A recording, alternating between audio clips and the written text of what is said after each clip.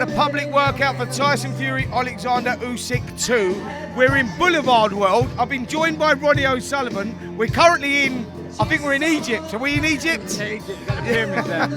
Yeah, I mean, what a gaff this is for one, Ronnie. I mean, it's insane, isn't it? Unbelievable, you know, it's such a good atmosphere. I was just saying, you know, if this was in the UK, there'd be pandemonium. But here it's nice and relaxed, everyone's just enjoying themselves, and you've got like the boxers doing their little warm-up for, you know, for us as listen, I know you're a massive boxing fan. You used to come and watch me, like, what? I don't want to give away my age here, but what we're talking about 30 odd years ago. Long time ago, mate. A long time ago.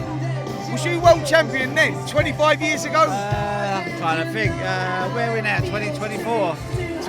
23 years ago I won my first world title, so yeah, it might have just been after that. You was cracking on, mate, when you were doing right, yeah. Yeah, listen, I want to talk to you about the big fight. Yeah. Before I get on to the big fight, just tell me what you're doing here. Obviously to see the fight, but there's a snooker tournament or something going on? Yeah, well, snooker's become like part of the rehab season, so His Excellency Turkey Al Sheikh has got involved in snooker, obviously involved with Matchroom. So we have 2 tournaments out a year.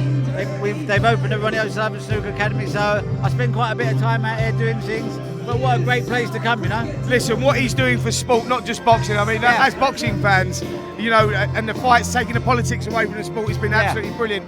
And what he's doing for snooker, because the twist on this one is, it's now 167. Tell us a little bit about that. Well, I mean, maximum break 147 is like the perfect frame of snooker, but just to make it a little bit different, he's added an extra ball on there, so you've got to make the 147. Plus, you've got to get the golden ball. But if you get the golden ball, you get $1 million. So it's a nice little incentive for the players to go for, you know? Absolutely. And the incentive for the boxers to be getting out here as well. Yeah. You know, they're getting life-changing money. But let's move on to the big one. Yeah. Alexander Usyk, Tyson Fury. Yeah. First fight, mate, was unbelievable. Who do you think won that, by the way? Listen, I watched it on TV and I thought Fury, after about round 5 or 6, I went, Fury's done it. Like, Usyk can't carry on. He looked like he was blowing a bit. But then he just found something from somewhere and obviously come strong at the end of the fight. You have to listen to most of the professionals that were there, and they did say Usyk maybe edged it. But for me, I think my loyalty, my love for Fury was always like, well, I think Fury won that. So, but looking forward to the second one. Listen, whatever the faults were, subjective scoring, whether you thought Fury won, Usyk won.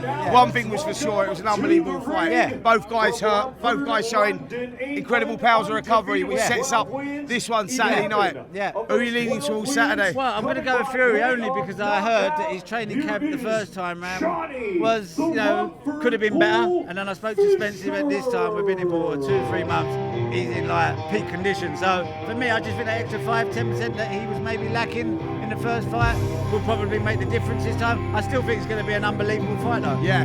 Listen, I know you've been involved with Matchroom for many, many years and all that, but like, I also know that you've been a massive boxing fan for years. You used to come and watch me box many years ago. Yeah. How did you get into that? Did you do it yourself? Boxing? Yeah, did you do it yourself? My granddad was a professional fighter. His 2 brothers were professional fighter.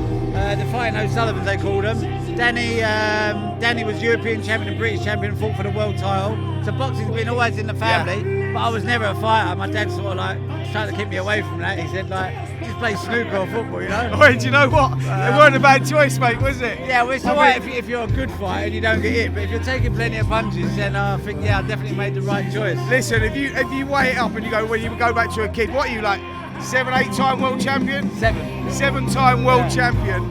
Would you have won 7 world titles in a boxing ring? Probably not. Plus, you'd have had a load of money in the bank, you wouldn't know where it was. It's one of them.